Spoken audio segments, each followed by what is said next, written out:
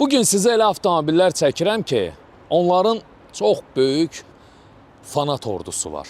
Yəni, hər iki avtomobil 8-ci nəsildir, amma ən azı siz onların bir 5 nəslinə bələdsiniz. Yəni, sevirsiniz o avtomobilləri. Bəli, qarşınızda Toyota Camry 8-ci nəsil və Hyundai Sonata 8-ci nəsildir. Mən Marat Namazov start-stop verilişində bu avtomobilləri test edəcəm və verilişə start verirəm.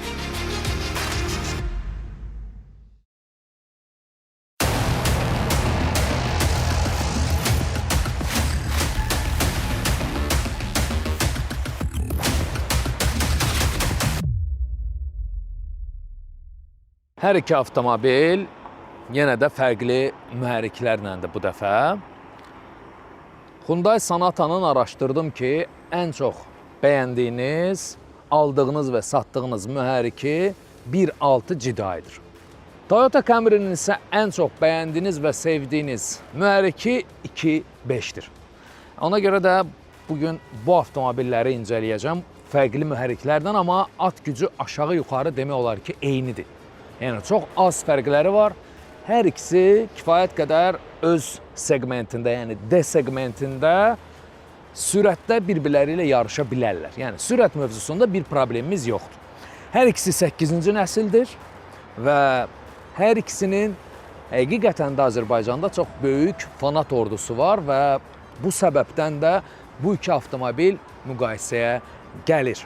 D segmenti demək olar ki, əslində biz Sonata'nı K5 ilə müqayisə edə bilərdik. Amma bu müqayisəni də bizdən istəyənlər varsa, YouTube kanalında start-stop verilişində elə altda şərhlərdə yazın ki, biz həm də Sonata'nı K5 ilə də müqayisəsini istəyirik, amma bu dəfə isə Camry ilədir. Sonata'nın at gücü 180, Camry'də isə 203'dür. Fırlanma 264 Nm. Sonata'da, Camry'də isə 249 Nm-dir. Sonata'nın bagaj həcmi 453 litr, Camry'də isə 428 litrdir. Sonata'nın çəkisi 1520 kg, Camry'də isə 1495 kg-dır. Şəhər içində 8 litr Sonata, Camry isə 7,5 litr yanacaq yandırır. Qarışıq rejimdə 9,1 litr Sonata, 8,4 litr isə Camry'dədir. Trasda isə Sonata 6,3 litr, Camry isə düz 6 litr yanacaq işlədir. Təbii ki, avtomobil saz vəziyyətdədirsə. Alman mühəndisi Peter Schreier 2006-cı ildən Kia və Hyundai'ın, əsasən də Hyundai'ın əsas baş dizayneridir və bu avtomobilə baxanda həqiqətən də bir Alman avtomobili bənzərliyi var. Bu dizayner istər Audi TT, istər Volkswagen New Beetle avtomobillərinin də dizaynını verib və Hyundai Sonata'nı tamamilə sport, idman tərzi görünüşünə bürüyüb.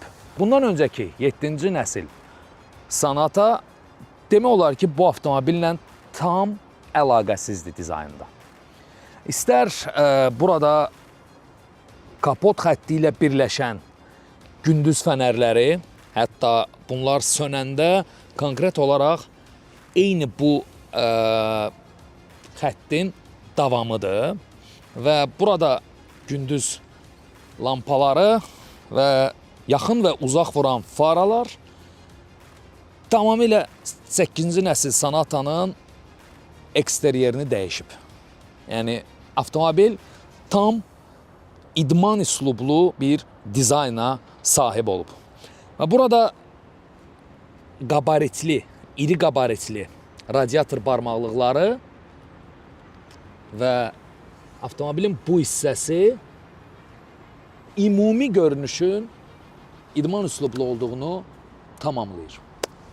Və avtomobilin arxa hissəsi, yəni kuzovun arxa hissəsi mayeli olması yenə də dediyimiz üslubun davamıdır. Güzgülər qatlanır. Bizim qəza və dönmə işıqlarımız Avtomobildə keyless go, yəni açarsız daxil olma var. Qapı kifayət qədər ağırdır. Yəni nəzərə alsaq ki, avtomobil D sinifindədir. Kifayət qədər ağır və əla. Avtomobilin spoiler hissəsi, yəni qapı altlığı da çox gözəldir. Tam olaraq idman üslubunu tamamlayır. Burada bizim belə bir çıxıntımız var. Eyni çıxıntının davamı olaraq ön qapı və qanadların da üzərində var. Disklərə nəzər yetirsək, həqiqətən də gözəldir.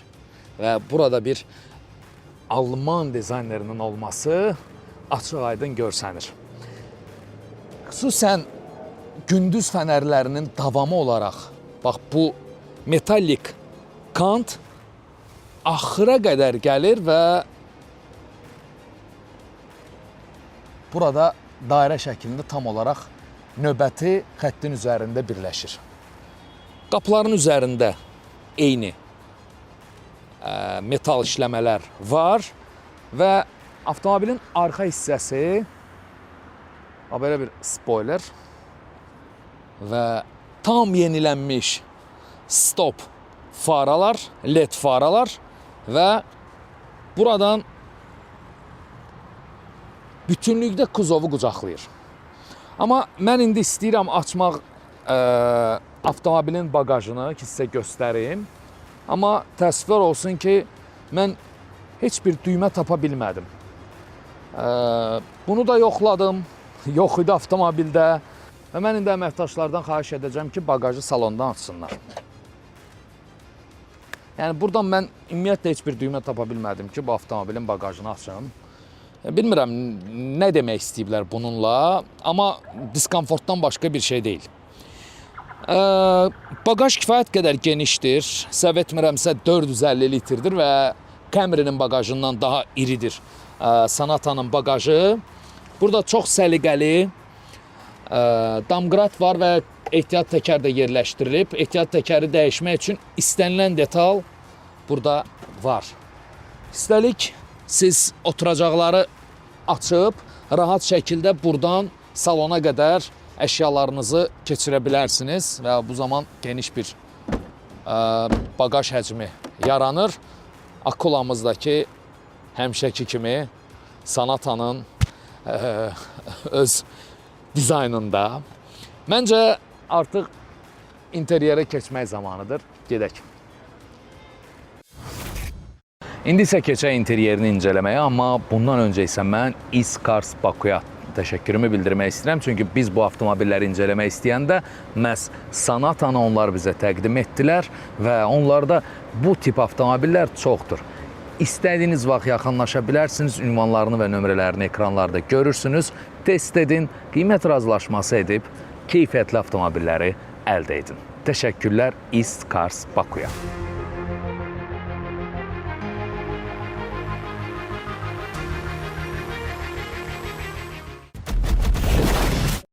Avtomobilin belə bir qəşəng səliqəli açarı var. Buradan da siz bagajı aça bilirsiniz. Avtomobiliniz əgər böyük bir parkingdə itirmişsinizsə, düyməni basaraq avtomobilin səs etməsindən istiqamətini tapa bilərsiniz. İnteryer gözəldir. Hətta mən sizə deyərdim ki, E-klass səviyyəsində bir interyerdən söhbət gedir burada. Tam olaraq lük hissəsini görürsünüz. Geniş bir lüka sahibdir və avtomobilin dəri hissəsinə əlini vuranda başa düşürsən ki, söhbət eko dəridən yox, orijinal dəridən gedir. Yəni, Sonata'da qənaət etməyiblər. İstər alətlər paneli, istərsə də monitor hər biri rəqəmsaldır və sükanın da dərisi çox keyfiyyətlidir. Burada mən tənzimləmələrdən görürəm ki, manual şəkildə deməli, sükanı tənzimləyə bilirəm və sükan üzərində hansı düymələr var, mən sizə deyim. Buradan sürüş modunu dəyişə bilirsiniz. Kondisioner, yəni klimat kontrolu idarə edə bilirsiniz. Cruise kontrol idarə olunur və zolaq tanıma idarə olunur. Sükan rejimlərini dəyişə bilərsiniz və alətlər panelində olan informasiyaları buradan görə bilərsiniz. Avtomobil start-stop düyməsi ilə təchiz edilib və oturacaqlar tam olaraq elektron idarə olunur bu şəkildə və oturacaqların şişməsi də var burada və hər biri də oturacağın yanındakı düymələrlə idarə olunur. Mən indi hal-hazırda start-stop düyməsi ilə avtomobili işə salıram. Sükan elektron olduğu üçün çox yumuşaqdır və alətlər panelində də mənə lazım olan bütün informasiyalar var. Mənim heç demək olar ki, monitora o qədər də sürüş vaxtı ehtiyacım olmur. Təbii ki, naviqasiya mən baxmaq istəyirəm burada çalışır yoxsa yox. Naviqasiyamız çalışmır, çünki bizim ölkəni göstərmir görürəm. Və buradan da radionu və digər sürüş rejimlərini də dəyişə bilərsiniz. Yəni, istər multimedia buradan idarə olunur, istər sürüş rejimləri hər birini həm buradan, həm də bax burada gördüyünüz düymələrlə əsas funksiyaları idarə etmək olur. İstər drive rejimini buradan idarə edə bilərsiniz. Burada bizdə var smart, normal, sport və custom rejimləri və auto hold. Təbii ki, təchiz edilib avtomobil, söhbət 2021-ci, 2022-ci ilin avtomobilindən gedir və çox maraqlı və alışmadığımız sürətlər qutusu başlığı yerləşdirilib burada. Parking R&D və salam. 4 düymədən başqa burada heç bir düymədən söhbət gedə bilməz. Və bizim əyləcimiz burada sol tərəfdədir. Zolaq tanıma buradadır. İşıq rejimimiz buradadır və arxa bagajımızın da düyməsi burada yerləşir. Əl məsafəsindədir. İstər pəncərələrin tənzimlənməsi, istər güzgülərin tənzimlənməsi və Sonatada bayaq gördüyünüz, eksteryerdə gördüyünüz bax bu hissə, daha doğrusu o dairəvi hissə eyni salonda da bax, özünü göstərir metallik işləmələrlə. Həqiqətən də istər Bose səs markası, yəni Bose səs sistemi, istər avtomobilin bundan öncəki 7-ci nəsildən tamamilə interyer, eksteryer dəyişikliyi bu avtomobilin çox satışına səbəb oldu. Yəni, həqiqətən də Sonatanın 8-ci nəsli daha maraqlı gəldi insanlara, nəinki bundan əvvəlki nəsillər. Və burada bizim 2 stakan qabımız var. Nənəmin sandığı kifayət qədər genişdir avtomobilə görə. Bu da genişdir. İşıqlarımız və burada bizim deməli SOS siqnalı var. SOS yəqin ki, hər halda bizim ölkədə çalışmayacaq və Liku da görürsünüz. Öncədən də sizə göstərdim. Buradan kondisioneri idarə edə bilirsiniz, səs sistemini idarə edə bilirsiniz. Burada 2 USB port var və bir 12 voltluq giriş var. Və salam, məncə mən oturacaqları tənzimliyim və keçim arxa salonun rahatlığına. Burada bu da var. Bunu da çox sürücülər sevirlər. Nə yalan deyim, mən də sevirəm bu hissəni. Oturacağı tənzimliyim, bax, mənim üçün bu rahatdır tamamilə. İndi isə keçirəm arxa salona.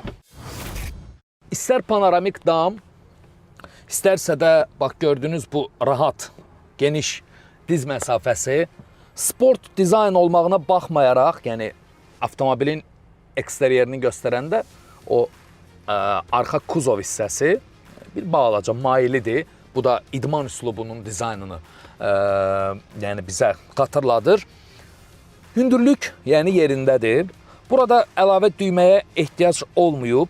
Yalnız və yalnız sağ-sol pəncərələrin tənzimlənməsi var. Hər iki qapıda öz pəncərəsinə uyğun.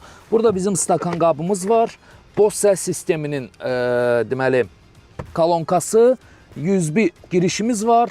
4 zolaqlı klimat kontrolun girişi var burada. Aha, disiyatlığımız da var və ənənəvi olaraq stakan qablarımız. Burada kiçicik bir balaca əşyalarınızı qoymaq üçün cibimiz var, amma təəssüflər olsun ki, sürücü tərəfdə bu yoxdur. Və rahat şəkildə düşünürəm ki, Sanatanın arxasında səyahət edə bilərsiniz, amma 2 nəfərlik.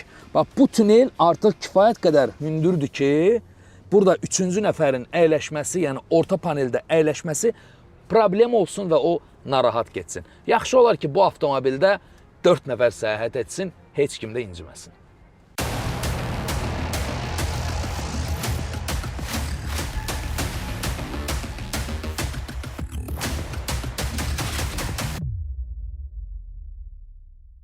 ...2018-ci ildə bax, bu gördüyünüz Camry təqdim edildi. Üstündən çox keçmədi. Cəmi 2 il. 2020-ci ildə Camry faceliftə getdi. Qarşınızda 8-ci nəslin facelift olmayan Camry'si durur. Bir çox versiyaları var. Bu avtomobilin XY, SY və digər versiyaları. Bunun daha sport görünüşlüsü də var. O buferləri bax, bu şəkildə gələn, mühərrikləri də fərqlənir, bamperləri də fərqlənir. Gündüz fənərlərini bax, bu şəkildə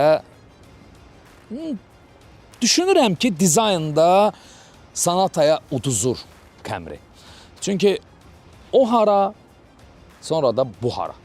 D-klassdır, Y-klassda deyil, yəni biznes sedan sayılmır bu avtomobillər, amma sanki görünüşü Camry'ni hər dəfə, belə deyim də, bu biznes avtomobilinə bənzədirlər.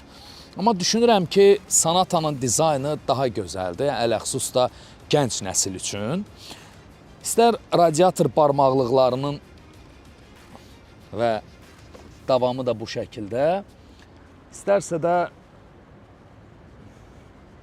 bu kapotun üzərindəki işləmələr bu avtomobil haqqında Sonatadan fərqli olaraq sportdan söhbət gedə bilməz. Düşünürəm ki, bax elə o Sonatanın da dizaynına görə bax bu Camry'nin bir neçə versiyasını istehsal etdilər ki, onların bamperləri daha çox idman üslubuna bənzəyir. Qatlanan güzgülərimiz var, amma burada belə bir çox balaca, kiçicik bir dönmə işıqlarını qoyublar. LED faralarda, amma çox balacadır. Avtomobil metal, qara və ağ rənglərdən ibarətdir. Metal burada yalnız və yalnız mən görürəm deməli, qapı tutacaqlarında və burada da keyless go sistemi var, yəni açarsız daxil olma var. Qapının ağırlığı, deyərdim ki, Sonatanın ağırlığı daha ağır idi, nəinki Camry. Yəni, Sonata mənə daha ağır gəldi. Disklər standart, yəni burada bir gözəllik axtarmırıq bu avtomobildə. Yəni, disklərindən söhbət gedir. Standart Camry stop fanərlər, yəni 7-ci nəsildən tamamilə seçilir və burada 2 işıq qaytarıcılarımız var və elə Sonatada da olduğu kimi bir egzoz çıxışımız var. Amma bizim burada bagajımızı açmaq üçün düyməmiz var. Yəni, təbii ki, Toyota praktikası, praktik olması özünü göstərir. Bagaj həcmi Sonatadan kiçikdir nisbətən. Burada da eyni qaydada təkəri dəyişmək üçün damqrat var və ehtiyat təkər var. Bagajla bu qədər. Bu avtomobili bizə, yəni Camry'ni Avto Holding avtosalonu təqdim edib. Onlarda bu tip ikinci əl avtomobillər çoxdur. Yaxınlaşa bilərsiniz və test edə bilərsiniz. Qiymət razılaşması edib ala bilərsiniz. Demək olar ki, yalnız və yalnız sağlam avtomobillər satırlar. Təşəkkür edirik şirkətə, salona ki, bu avtomobili bizə təqdim etdilər. Ünvanlarını və nömrələrini isə ekranlarda görürsünüz. İndi isə keçək avtomobilin interyerinə. Düşünürəm ki, Yaponlar açar dizaynında da Koreyalılara uduzurlar. Yəni, o deyil. Razısınız yəqin ki, məndən. Amma burada da keyfiyyətli, tam orijinal dəridən söhbət gedir.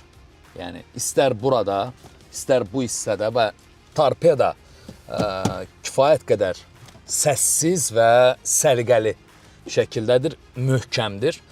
Sükanda nə görürük biz? Deməli, sükanımızda mən multimedia görürəm, sürüş rejimlərini görürəm və Sonatadan daha az düymələr var bunun üzərində və daha az funksiyaları idarə edə bilirsiniz.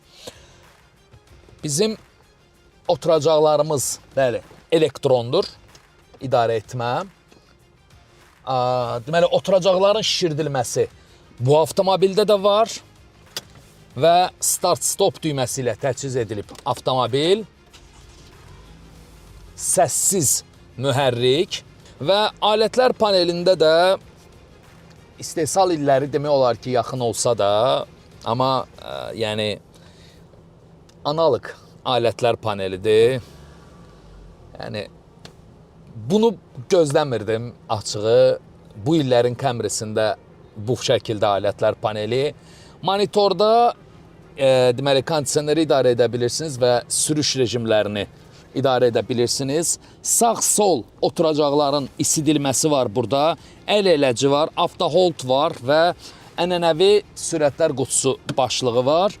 Burada USB portumuz var. Səliqəli şəkildə bağlayıblar üstünü və 12 voltluq çıxışımız var burada. Kondisioner sistemini idarə edə bilirsiniz. İstər monitordan, istərsə də buradan. Eyni qaydada. Və belə.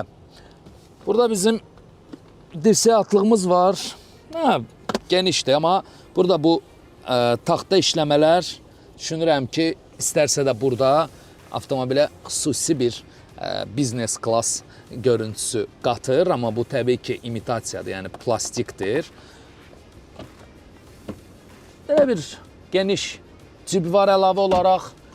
Bu avtomobildə lük yoxdur, amma təbii ki, lük olan versiyaları da var bu avtomobilin. Düymələr əl məsafəsindədir, sağ-sol güzgülərin idarə edilməsi, mərkəzi qapanma və pəncərələrin idarə edilməsi. Burada da belə bir metalik işləmə var salonda, istər bu hava çıxışlarında, yəni kondisioner çıxışlarında bu şəkildə və monitorun üzərindəki düymələrdə.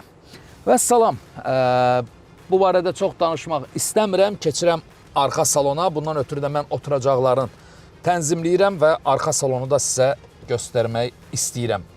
Burada istər bagajın, istərsə də yanacaq çəninin açılması üçün və USB-ni söndürmək üçün də sol tərəfdə sürücüyə əl məsafəsində yaxın yerdə bu düymələr də var. Keçək arxa salona və görək Camry'nin arxasında əyləşmək nə qədər rahatdır. Bundan öncə isə mən sizə burada da Sonatada olduğu kimi sükan tənzimlənməsinin manual olduğunu göstərim. Camry haqqında istəyirsən mənfi danış, istəyirsən müsbət danış. Bu avtomobil sanki Azərbaycanlılar üçün, Azərbaycan sürücüləri üçün istehsal edilib. Avtomobil dağılmazdır. İstər salon, istər askı sistemi, istər mühərrik, istər sürətlər qutusu. Yəni mən bir Toyota sürücüsü olaraq, əgər emosional qərar versəm, ki artıq bundan sonraki avtomobilim üçün emosional qərar verməyi düşünürəm, amma rasional olaraq düşünəndə Camry əsl problemsiz A nöqtəsindən B nöqtəsinə getmək üçün ideal avtomobildir. Hansı ki səni heç vaxt bu avtomobildə sürpriz gözləmir. Arxa salonunda Sonatadan fərqli heç nə görmürəm. İstər sağ-sol qapıların üzərində olan yalnız bir düymə, pəncərələrin idarə edilməsi, istərsə də bax bu metalik işləmə və dirsək atlığı və salam. Yəni, biraz düşünüblər ki, bax bu hissəni qoyublar. Əslində ağıllı fikirdir ya. Yəni, bu suların dağılmaması üçün. Eyni hündürlükdədir, amma orta panelin bir balaca ayaq məsafəsindən uzaq olması əslində üçüncü adamın da istəsə burada əyləşməyinə səbəb ola bilər. Yəni, rahat əyləşə bilər. Baş məsafəsi kifayət qədər var, diz məsafəsi var, rahatlıqla Camry'nin arxa salonunda səyahət edə bilərsiniz.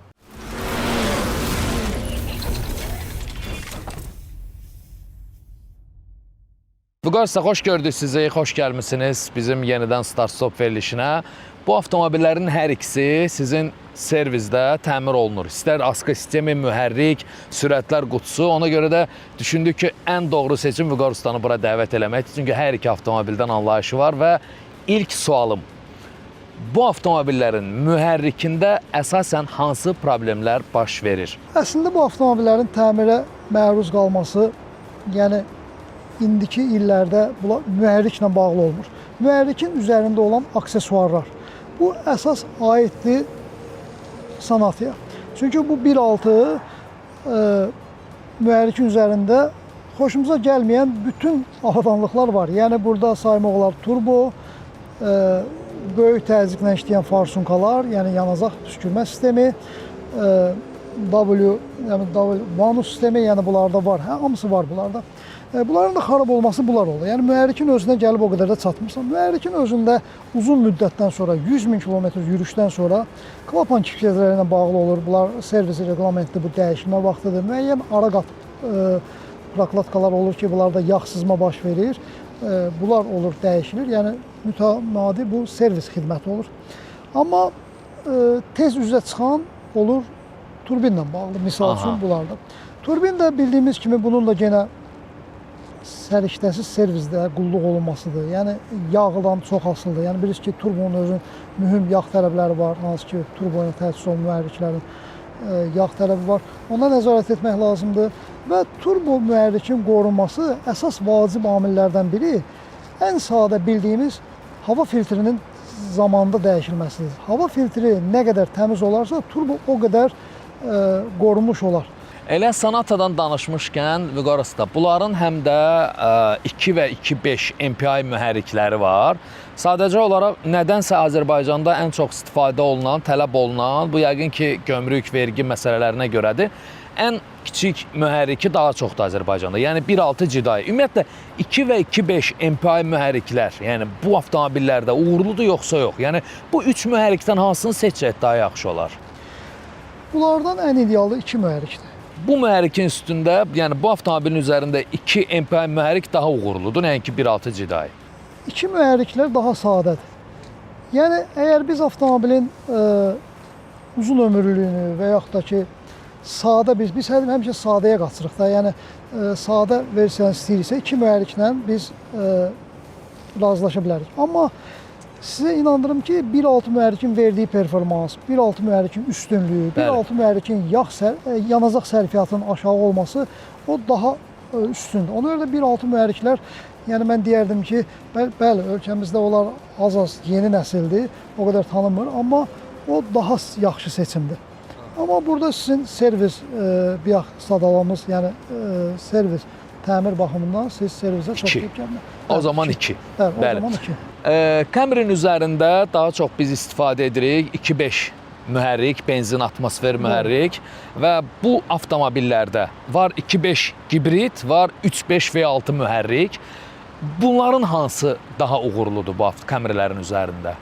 Ümumiyyətlə Camry-nin üzərində gələn əsas elə bizim ölkədə, yəni servis tərəfindən satılan 2.5 mühərrikləri daha çoxluq təşkil edir. Bəli, 3.5 də var. 2.5 mühərrikləri onların bildiyimiz elə dədə-babadan yəni olan əvvəlki tanıdığımız 2.5 mühərrikdir. Onlar bir ara 2.4 gəlirdi, sonra onu 2.5-ə çevirdilər. Yəni olduqca uzun ömürlü və sadə mühərrikdir. Yəni onun üzərində heç bir əlavə avadanlıq yoxdur, sadə mühərrikdir. Əgər siz etibarlı və uzun yol fəth edirsinizsə, 2.5 mühərrikdən istifadə edə bilərsiniz. Vüqar usta, keçmiş Toyota mühərrikləri elə indikilər də demək olar ki, əsas tanınır 200.000-i keçəndən sonra yağ azalması, yağ yandırması ilə bağlı. Bu mühərriklərdə, yəni müəyyən yürüşdən sonra yağ azalma məsələsi varmı? Bilirsiniz necədir? Toyota mühərriklərinin keçmişdən sürücülərdə belə bir fikir var ki, yəni onlar düşünürlər və deyirlər. Bu fikir də hamının da dilindədir. Deyirlər ki, Toyota'da xarab olmur. Mühərrik. Mühərrik, bəli. Mən də belə bir sözüm var həmişə. Deyirəm ki, bir avtomobilin ki 4 təkəri var, və bir Bir rolu var. kuzovu var. Bir rolu var. Bunun axı xarab olma ehtimalı yoxdur. Razıyam. Bir Toyota sürücüsü kimi deyə bilərəm ki, bəli, Toyota xarab olmur. Axı nəyə xarab olsun bunun? Yəni. Yəni ki, bax, adi bu Sonatanın üzərində biz sadalıq bıyaqların bunun at gücünü qaldırmaq üçün müəyyən orada əlavə avadanlıqlar var. Bəli, istər Farsunka, istər Vanus, istər Camry Turbo. əzəldən bu 2.5 mühərrikində heç nə olmayıb, indi heç nə yoxdur. Və bunu xarab olmur düşünürlər. Belə də bunu yəni davam edirlər. Amma bunun əslində misal üçün 50 mindən 100 minə qədər klapan kilkəcələri dəyişilməlidir. 100 mindən 150 minə qədər burada müəyyən şeylər də, zəncir uzanması olur, sonra vanuslarda problemlər olur yenə bunlarda. Yəni bunu biz nəticədə heç nə əl vurmadan 200 minə gətirib çıxardırıq bunu. 200 mində bu mühərrik tam açılıb yığılmalı olur. Aha. Bax bu baxımdan bu mühərrikin ömrü 200 min olur. Amma ona baxım müəyyən o servis qulluqları olsa, vaxtaşırı, o 200 mindən də çox gedir.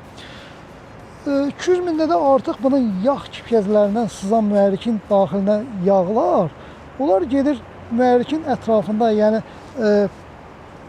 portion silindirlər blokunda, yəni silindirlərin divarında, silindirlər sırğalarında oturuşur və orada qurumlar bağlanır. Yəni yağ sırğalarının naqarlanması nəticədə yağın aşağı yağ qazana sıyıra bilmir və mühərrik böyük şiddətli dərəcədə 200 mindən artıq başlayır yağ yeməyə. Sizi inandırım ki, biz mühərriki açırıq təmir zamanı. Biz mühərrikin daxili detallarında, yəni gilizdə, valda, biz orada heç aşınma görmürük bəzən. Sadəcə həmin o yağ kipkəzləri tutulur və orada festivalin kipkəzlər sırğalar deyirik ona. Onlar tutulur, narın bir sırğalardır və sıxılır silindirin divarında qalır. Porşenin içərisində qalır və bir müddət belə işləyir. Porşenlə silindirin arasında aşınma başlayır. Ona görə də ona yeni gilizlər, yəni yeni mühərrik tam kapremonta gedə bilir. Sonatanın sürətlər qutusunda əsas problemlər nədə yaranır? Ümumiyyətlə necə sürətlər qutusudur bunlar? Sonatanın sürətlər qutusunda 1.6 bu mühərriklərdə 8 pilləli Aysen avtomat sürətlər qutusu dayanır, bildiyiniz sadə. Amma bunların üzərində bəzən DSK robot sürətlər qutusu da gəlir. Aha. Bu robot DSK sürətlər qutusu adətən bizim ölkə üçün buraxılmır. Yəni bunlar xaricdən gələn avtomatlar, ölkələrdən, xarici ölkələrdən gələn avtomobillər də olur. Onlarda ona biraz nəzarət etmək lazımdır. Ona müəyyən bir yürüşdən sonra, məsələn 100 mindən sonra qoşalaşdırılmış orada ayrıcı mufta dayanır. Onlarda problem olur. O da bilirsiniz ki, yəni bildiyimiz mexaniki ötürmələr qutusudur. Onun orada ferrodosu yeyilir və bu da böyük xərc tələb edir. Yəni. Aha. O zaman ən etibarlısı elə servizində təqdim etdiyi 8 pilləli Aysen avtomat sürətlər qutusudur. Belə başa düşürəm ki, bunlarda elə bir problem, yəni yaşanmır o sürətlər qutusunda. Sürət qutusunda xeyr, bunlarda 8 pillələrdə o qədər problem yaşanmır. Bəs Camry-nin üzərində hansı sürətlər qutusu dayanır Vüqar usta? Camry-nin üzərində 6 pilləli sürətlər. O da səbət mənəmsə Aysen sürətlər qutusudur. O da Aysendir. Yəni o da amma deyim ki, yəni heç ümumiyyətlə o qədər də problemlə yadda qalan. Təmirə getməyən bir sürətlər qutusudur. Təmirə getməyən sürətlər qutusudur. Vüqar usta, çox sağ olun ki, gəldiniz və əsas ənənəvi sualım. Bu avtomobilləri almağa dəyər yoxsa yox? Bu avtomobilləri almağa dəyər. Mən sizə öz fikrimi deyim. Bəli, avtomobilləri almağa dəyər. Uzun ömürlü, etibarlı, uzun yol qət etmək istəyirsinizsə, onda siz Camry-yə üstünlük verəcəksiniz. Yox, əgər siz performans və daha dinamik və dizaynla da biraz görünüşlü, yəni avtomobildə bir İdman üslublu istəyirsinizsə, onda siz Sonatanı seçəcəksiniz. Təşəkkürlər, çox sağ olun Vüqar usta, gəldiniz. Biz isə keçirik sürüş testinə.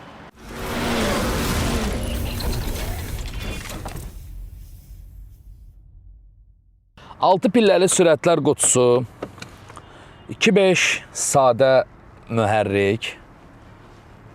Bəli, söhbət Camry-dən gedir. Camry-nin sükanında adam özünü ya bir biznesmenin, bir iş adamının sürücüsü kimi, ya da elə o iş adamının özü kimi hiss eləyir. Bu avtomobilləri dünyanın bir çox ölkələrində, eləcə də Azərbaycanda yəni dövlət qurumlarında var bu avtomobillər.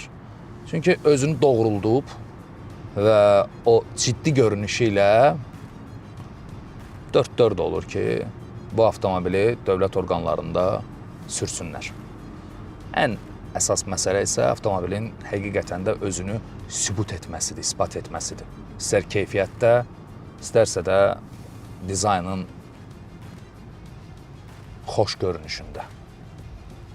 Test edəcəyik Camry-ni, yerindən sürətlənmə, əyləcləmə və dairə.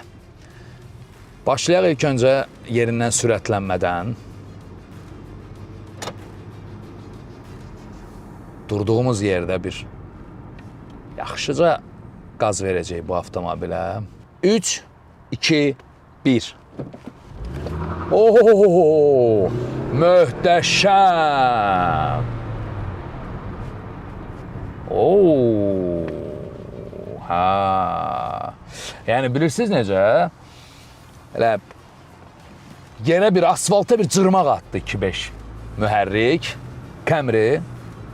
Çox gözəl. Bilmirəm nə qədər ötürə bilirəm bu hissi sizə, amma kifayət qədər elə qıvraq bir mühərrikdir. Yəni istənilən vəziyyətdən sizi çıxarda biləcək, əgər sizə o vəziyyətdən çıxmaq üçün yerindən sürətlənmə və ya sürət lazımdırsa.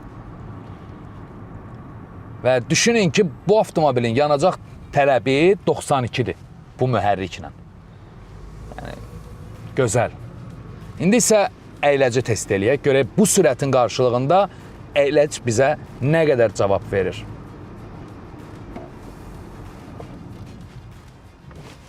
Əla. Əyləcə də söz ola bilməz.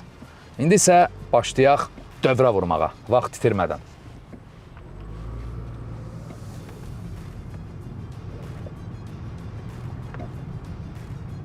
İdealdır. İdealdır. Yəni, əla. Dairəyə giriş bu avtomobillə söz ola bilməz.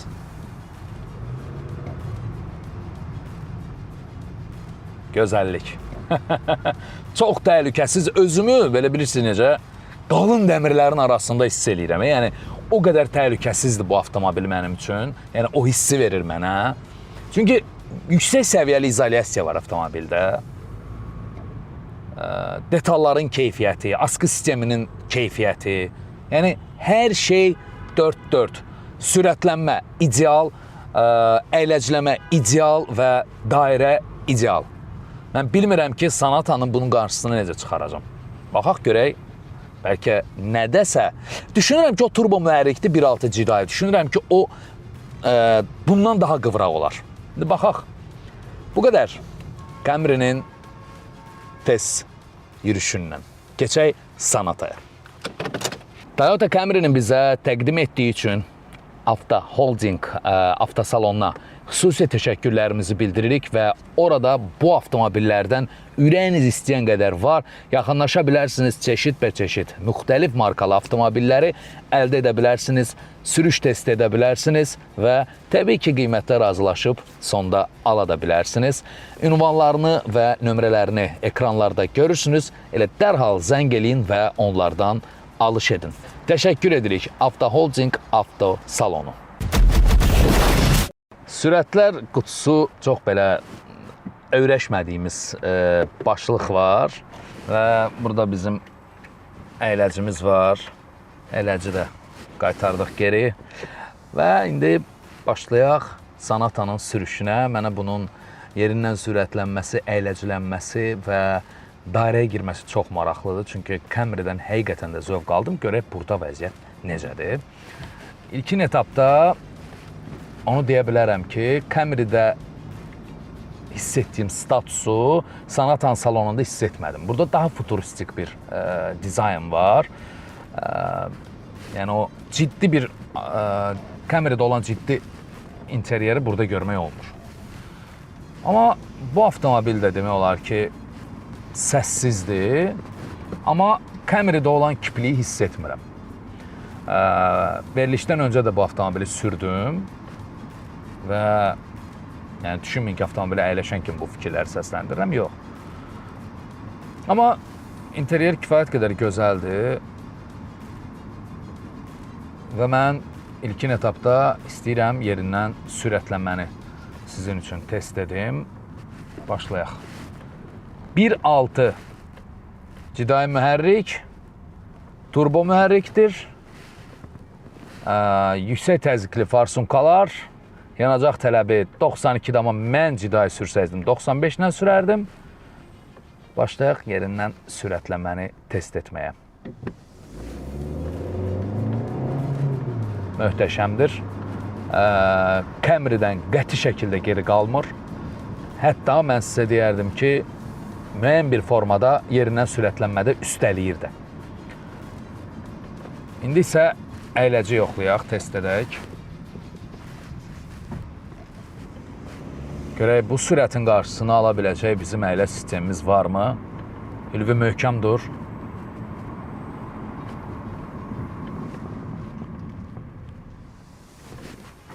Çox yaxşı, çox yaxşı. İndi isə dairə. Baxaq görək, Sonata özünü dairədə necə göstərir?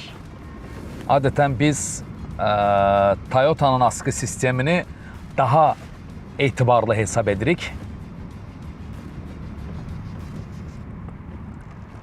Aha.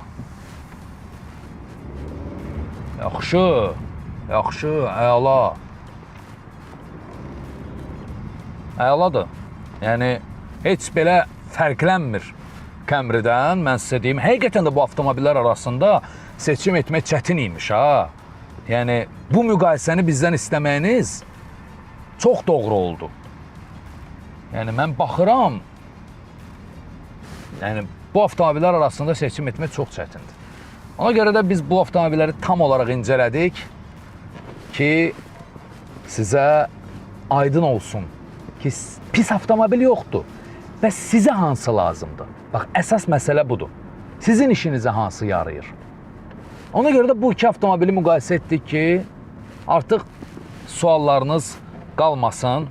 Siz də növbəti hansı avtomobilimizi, siz də növbəti hansı avtomobilləri müqayisə etməyimizi istəyirsinizsə, mütləq və mütləq YouTube'da Start Stop kanalını tapırsınız və verilişin altında şərh yazırsınız. Çünki biz sizin istəkləriniz əsasında bu avtomobilləri müqayisə edirik. Yəni, özümüzdən qərar vermirik. Sonata'nın isə test sürüşü 4.4 eynən Camry'dəki kimi. Çox razı qaldım.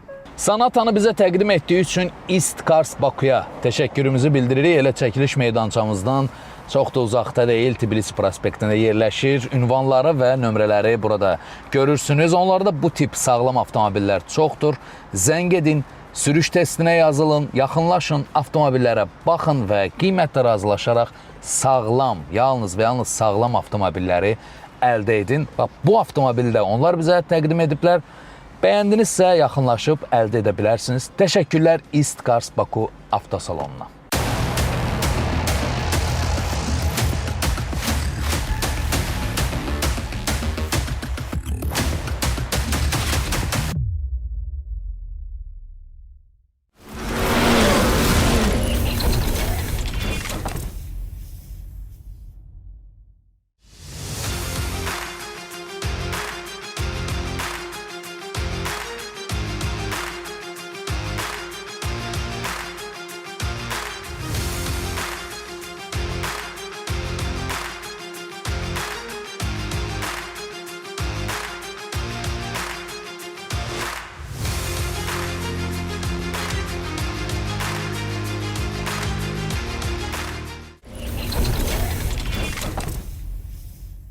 Vüqar Usta ilə birlikdə bu avtomobili tam olaraq texniki tərəflərini incələdik. Mən isə sürdüm, interyer, eksteryer incələdim və düşünürəm ki, bu avtomobillər haqqında artıq Toyota Camry alım yoxsa Hyundai Sonata sualı sizdə olmayacaq. Bax, sən sürücü olaraq bilirsən ki, bu avtomobillərin hansı sənə lazımdır. Mən Marat Namazov Start Stop verilişinin stop düyməsini sıxıram.